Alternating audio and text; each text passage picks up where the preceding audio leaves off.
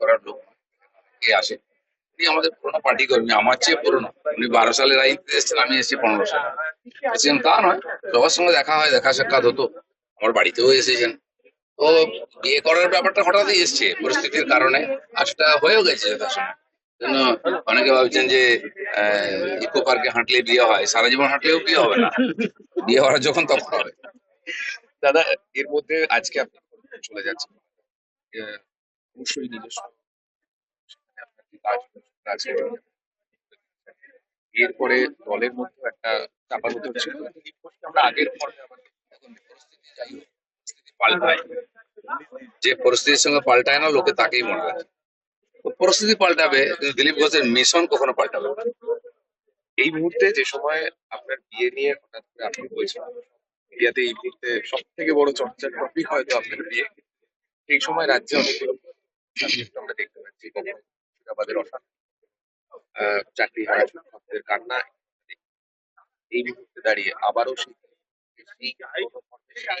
বিষয়গুলো দিলীপ ঘোষ প্রথম থেকে আছে। আমি রামনবমী উপলক্ষে 10 দিন বাইরে ছিলাম, দক্ষিণ থেকে উত্তরবঙ্গ।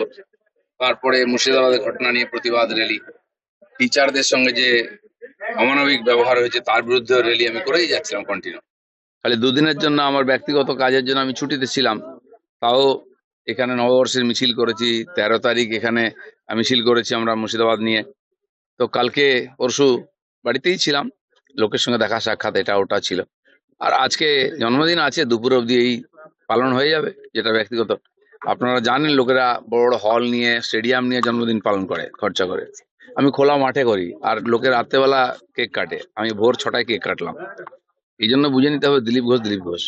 মালদা রিফিউজি ক্যাম্পে যেভাবে ভয়ের একটা পরিবেশ তৈরি হয়েছে, সেখানে কি মমতার জেলে যেভাবে বন্দীরা রয়েছে, এ রাজ্যের হিন্দুদের মতন অবস্থা কি বিশ্বের আর কোনো জায়গায় রয়েছে? দেখুন, এটা খুবই দুর্ভাগ্যের বিষয় যে নিজের রাজ্যের মধ্যে এতদিন দেশে কাশ্মীর থেকে উদ্বাস্তু হয়ে হিন্দুরা সারা দেশে গেছিলেন, এখন রাজ্যের মধ্যে এক জেলা থেকে অন্য জেলায়, এরপরে অন্য রাজ্যে চলে যাবেন। কারণ এখানে যদি জীবনের মান সম্মানের সুরক্ষা না থাকে, মানুষ কি করবে? মমতা ব্যানার্জি এখানে ওখানে যাচ্ছেন, ঘুরছেন, গল্প করছেন, উল্টো দিকে যাচ্ছেন, ইমামদের সঙ্গে দেখা করতে পারছেন। আর এই ইমামরা যাদেরকে তাড়িয়ে দিয়েছে, ঘরহারা করেছে, তাদের সঙ্গে দেখা করার সুযোগ নেই ওনার কাছে। এমনকি মিডিয়াকে যেতে দিচ্ছে না, আমাদের লোকেদের ত্রাণ দিতে দিচ্ছে না। আর তারা খেতে পাচ্ছেন না, থাকার ব্যবস্থা নেই, বাচ্চা কাচ্চা নিয়ে হাহাকার করছেন। বাড়িতে গরু ছাগল রেখে দিয়ে গেছেন, কবে ফিরতে পারবেন ঠিক নাই। আর তাদের প্রতি আমার কোনো সমবেদনাই নেই। রাজ্যপাল এনসিডব্লিউ যারাই গেছে, যারা শরণার্থীরা রয়েছে তাদের সঙ্গে কথা বলার জন্য, তারা প্রত্যেকের কাছে দাবি করছে যে বিএসএফ ক্যাম্প করতে হবে। মুখ্যমন্ত্রী কি এ রাজ্যের যারা হিন্দুদের, রাজ্যপাল এর আগেও পীড়িতদের সঙ্গে দেখা করেছেন বিভিন্ন সময়, এবারও গেছেন, উনি ওনার দায়িত্ব পালন করেছেন। কিন্তু অ্যাডমিনিস্ট্রেশন যার হাতে আছে, মমতা ব্যানার্জি, তার দিক থেকে কোনো সেরকম পদক্ষেপ দেখতে পাচ্ছি না। আজকে বিএসএফ, আমি যেদিন গন্ডগোল শুরু হয় 11 তারিখ জুম্মার সময়, আমি মালদা থেকে আসছিলাম, আমাকে পুলিশ আটকে ওখানেই একটা গেস্ট হাউসে বসিয়ে রাখে যে ক্লিয়ার হয়ে যাবে না। রাত 9টার পরে, 9:30 পর ওখান থেকে বেরিয়েছে। ততক্ষণ 4টের পর থেকে আমার কাছে ফোন আসতে আরম্ভ করে, বিএসএফ চাই, বিএসএফ চাই। ধুলিয়ান, সাজির মোড়, ডাক বাংলো, যেখানে যেখানে হিংসা হয়েছে, শমশেরগঞ্জ, যে বিএসএফ পাঠান। আমি ডিআইজির সঙ্গে আমার পরিচয় ছিল, আগে দেখা করেছিলাম, দেখা করে পরিস্থিতি জানাতাম আমি, যেহেতু সেন্ট্রালের হোম স্ট্যান্ডিং কমিটিতে আমি ছিলাম। তো ওনাকে আমি ফোন করলাম যে এরকম ব্যাপার, এবং যে যে জায়গা থেকে ফোন আসছে আমি হোয়াটসঅ্যাপে সব নাম পাঠালাম, বলে হাম ভেজ রে হ্যাঁ। 6টার পরে ওখান থেকে বিএসএফ ঢোকে, মালদার দিক থেকে আস্তে আস্তে ক্লিয়ার করে। আর পুলিশ আমাকে আসতে দিচ্ছিল না। আমি বিএসএফ সঙ্গে কথা বললাম যে বন্ধ হয়েছে কিনা ঝামেলা, বলে হ্যাঁ বন্ধ হয়েছে, টেনশন আছে। আমি 9:15 পরে বেরোলাম ওখান থেকে। আর যখন দেখতে দেখতে ধুলিয়ান, হাজির মোড়, শামশেরগঞ্জ দিয়ে আসছি, তখন আগুন জ্বলছে, দোকান ভেঙা হয়েছে, গাড়ি জ্বলছে দুই দিকে, সে ভয়ঙ্কর পরিস্থিতি।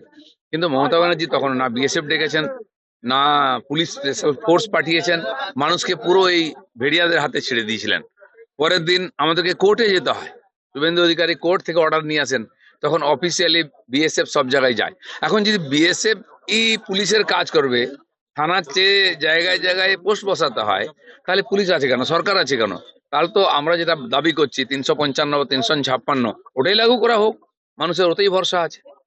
তিল করে যারা বাড়িঘর তৈরি করছে, তাদের সেই বাড়িঘর ভেঙে দিচ্ছে, পুড়িয়ে দেওয়া হচ্ছে। হিন্দুদের বাঁচতে কি এবার এই মুহূর্তে অস্ত্র 11 তারিখ হিংসা হলো, 12 তারিখ হলো, 13 তারিখ সকালেও বেছে বেছে হিন্দুর দোকান পোড়ানো হয়েছে। আপনাদেরকেও ঢুকতে দেওয়া হচ্ছে না, খবর আসছে না, আমাদের কাছে ফোন আসছে যে 4টে দোকানের মধ্যে একটা হিন্দুর দোকান ছিল, সেটাকেই বেছে পুড়িয়ে দেওয়া হয়েছে। এই যে চলছে সাম্প্রতিক হিংসা, হিন্দুরা কি অপরাধ করেছে?